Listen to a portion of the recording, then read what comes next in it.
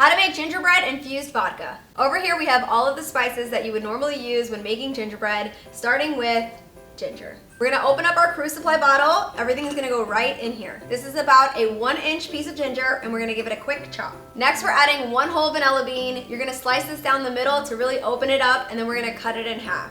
I like to open her up a little bit. You just get into that slice and then bloop, bend it open. Next we're going in with 5 cloves, 3 cinnamon sticks, 2 orange peels, and a pinch of nutmeg. Now that we have all of our spices in there, we're gonna go in with 1.5 cups of vodka.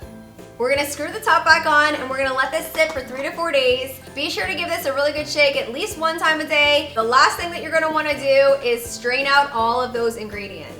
We're gonna grab a mesh strainer and we're gonna pour that right in there. And there you go, gingerbread infused vodka. Time for some gingerbread martinis, yeah?